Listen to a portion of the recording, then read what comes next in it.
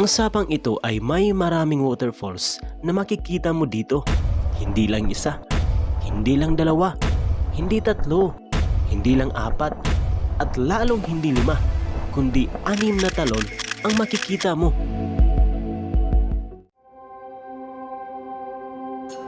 Ito ang Barangay Kawitan ng Santa Catalina. Sakop ito ng Negros Oriental.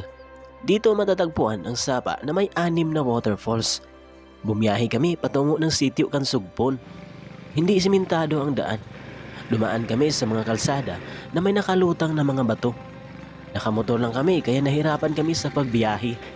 Dahil rin sa maliit lang na motor yung dala namin, yung pang simple at mababa lang, para kung mahulog man kami ay madali kaming makabangon o makamove on. Habang papunta kami ay may nakikita kaming iba't ibang mga puno. Feel ko ako lang yung nag-enjoy sa mga tanawin habang nakasakay sa motor. Kasi yung kasama ko na si Pare Kuy Langgoy ay nag-drive at nakapokus sa kalsada. Iba kasi kami kapag nakapokus, diretso yung tingin namin. Mga 30 minutes bago namin narating ang sitio Kansugpon. As usual, hindi makapasok sa loob ng sapa ang motor, kaya iniwan na lang namin dito sa gilid ng kalsada. Madali lang pala, nandyan lang pala yung falls. So mula sa ating kinaroroonan ngayon ay kailangan nating lumayat. Niready yung mga gamit namin at nagsimulang naglakad. Dumaan kami sa mga taniman ng palay o tinatawag na sa Bisaya na talamnan. Ito yung tinatawag na sabud sa Bisaya.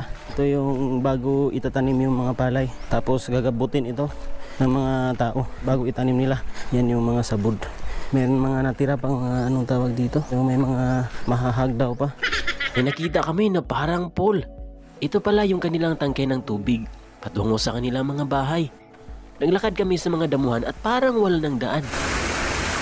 Aling tayo dyan kanina, nanaog tayo. Habang papanaog tayo ay napansin natin ang falls na malapit lang pala dito. Yan yung falls. Surrounded tayo ng mga puno. Sikat ng araw, hindi masyadong mainit. Tiniilang tayo kasi masyadong madanlog. Baka maslide tayo. Delikado yung matris natin. Hanggang sa nakita namin ang unang talon.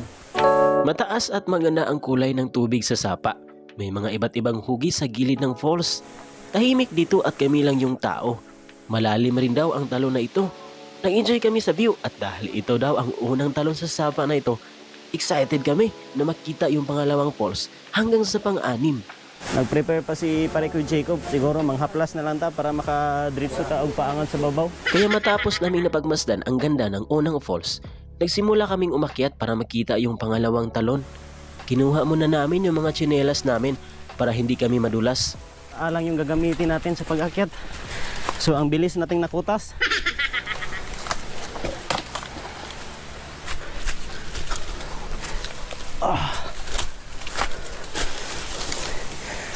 Medyo mataas pa yung kakat-kating natin. Para nandito pa lang tayo sa tunga-tunga. Sa totoo lang, wala talagang daan ang sapa na ito papunta sa taas.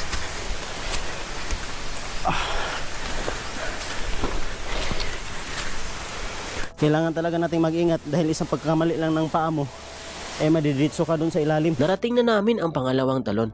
Mababa lang ang kanyang daluyan ng tubig mula sa itaas. Malawak ang pool at hugis bilog. Yan yung unang falls dun sa ilalim mga Pare Kuy. Tapos yan yung pangalawa. Mula sa pangalawang talon ay makikita mo dito ang unang talon sa itaas na bahagi.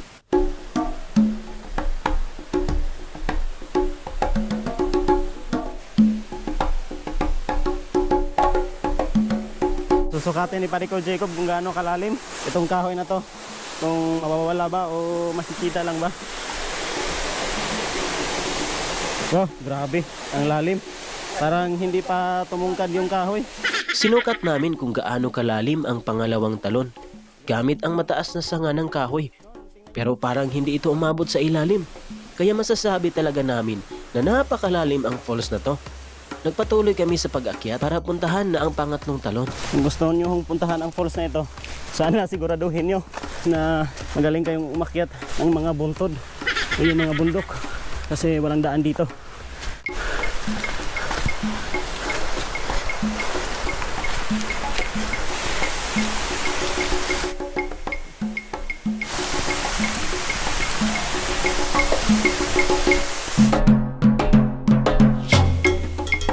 Malapit lang pala mula sa pangalawang talon.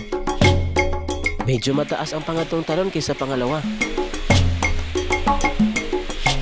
Ang pangalawang talon at pangatlong talon ay parang magkasunod lang. So, sa gilid ng talon mga parikoy, may mga makita ka talagang mga natural na tubig na pwede mong inumin. Napakalinis galing dyan. Hindi kami nagtagal at sinimulan namin ang aming paglakad. Iwanan muna natin yung pangatlong falls. Puntahan naman natin yung pang-apat. Patungo sa pang-apat na talon. Kanada tage, medyo delikado. Dito kami nahirapan Doble yung ingat natin mga parikoy. Kung mas pwedeng ma-triple, i-triple natin. dahil parang mataas yung akyatin namin. Si parikoy Langgoy naning kamot. Ang tanging mahawakan lang namin ay ang mga baging na siyang nagsilbing lubid namin para hindi kami mahulog. Pag one, makasisiguro ba tayo nito? Parang patay to.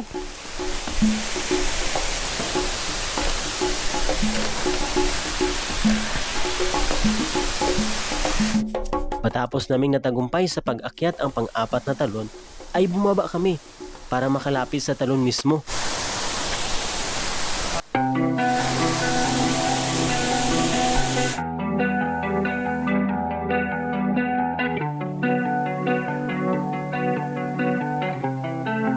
Ito yung ulam natin.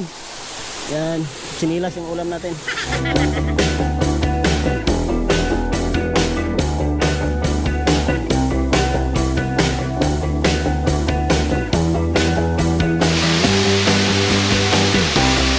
Pero bago natin pagmasdan ang pang-apat na talon, ay naghanda muna kami para sa aming tanghalian.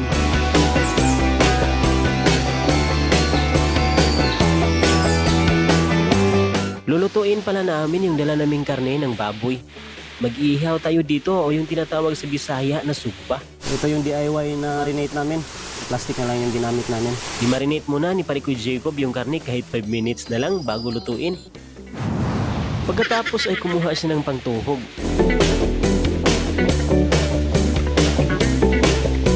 Anak, sirok kayo. Lamay kayo raw. Ganda dito, parikoy. Habang naghintay kaming maluto ang aming inihaw, ay naglaro muna kami sa mga malalaking baging. Kahit matanda na kami, ay may isip bata pa rin kami para maglaro. Kung saan dito ay pwede kang mag-swing-swing at magduyan-duyan. Pwede kang umakyat sa mga malalaking baging. Ang lakas ng mga tawa namin dahil sa sobrang saya. Pagkatapos ay naghanap kami ng lalagyan para sa aming sausawan. Nakakita si Parikoy Langgoy ng bunga ng niyog. At binalatan niya ito gamit ang kanyang ngipin. Grabe si Parikoy Langgoy. Parang si Boy Papang.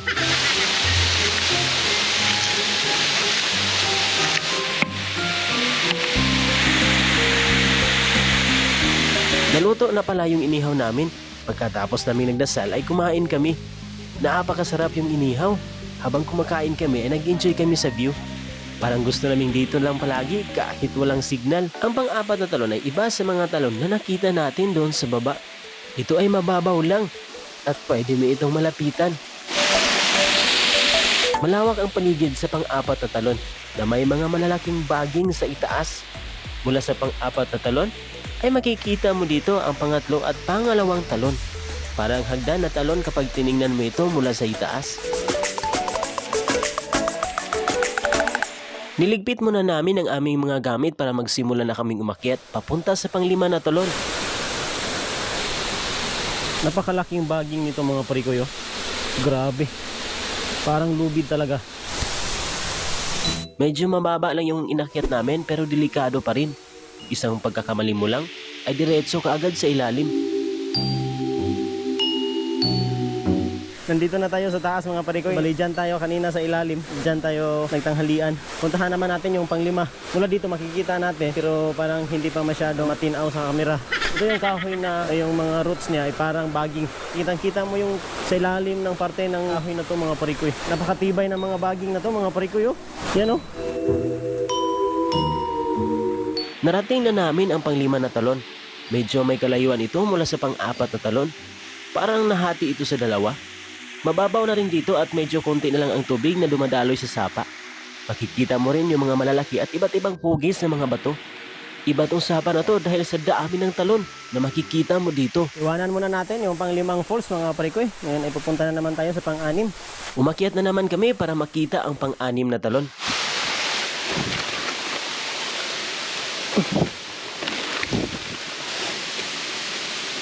Ito yung tinatawag na bisol sa Bisaya, oh.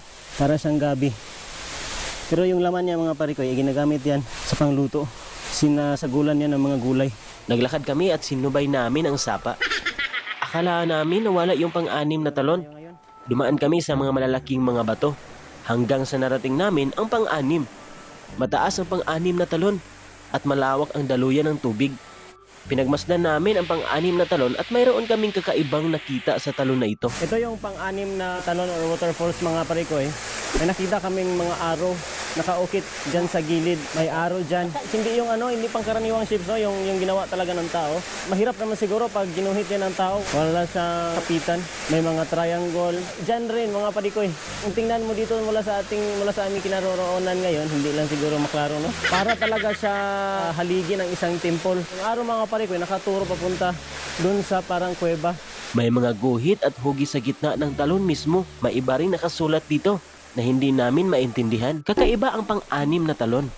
Parang may tinatago dito o para bang may ibig sabihin ang talon na ito.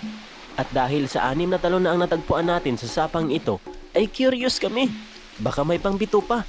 Kaya hindi namin pinalagpas yung panahon. Nagsimula na naman kaming umakyat. Nakita si Pariko Jacob ng tinatawag na buyo. Ito yung ginagamit ng mga tao. Yung patibay ng ngipin. Tama ba ko? Panganga. Ito yung tinatawag na buyo. Yung iba na ginagawa itong herbal capsule. Buyo herbal capsule. Baka naman nag-promote kami sa inyo. Yung pang-anim na falls mga parikoy. So nandito kami sa kalagitnaan ng Bakilid. Parang mas mahirapan tayo dyan eh. Sa lahat ng inakyat namin, ay ito yung pinakamahirap. Hindi na. Grabe. Ito na kami ngayon mga parikoy. Medyo naalanganin kami. Kasi wala nang madadaanan dyan. At saka ganyan yung bakilid niya. Parang nasta kami dito. Dito kami napaisip kung bakit ginawa namin ito. Huwag niyong gayahin tong video na to ha. Lalo na sa mga bata.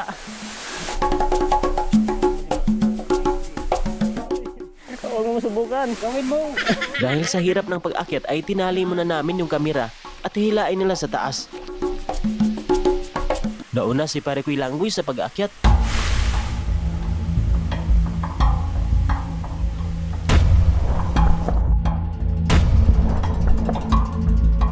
Muntik na siyang mahulog dahil malapit nang nabitawan yung lubid.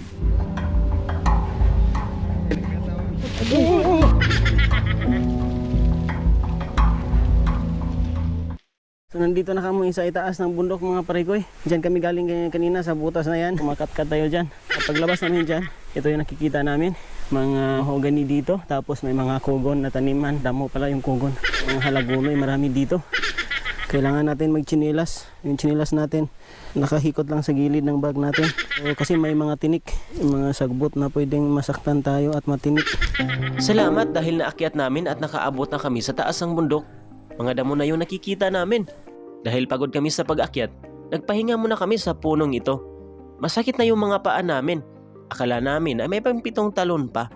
Pero sa totoo lang, ay namangha kami sa sapang ito dahil sa dami ng talon na matatagpuan dito. Akalain mo, 6 na waterfalls? Sa lahat ng sapa na napuntahan namin ay ito yung naiiba. Dahil nga sa dami ng talon na meron dito.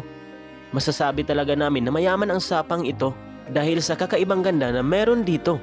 Ikaw, nakakita ka naman ng sapa na may maraming talon?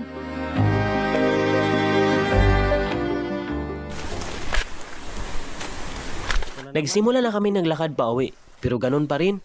Di namin alam ang daan pabalik. Ayaw na rin namin bumalik doon sa talon dahil parang mas mahirapan na kami. Hanggang sa nakakita kami ng kahoy at baging na mahawakan pababa. Bumaba kami kahit di namin alam ang daan kung saan to patungo.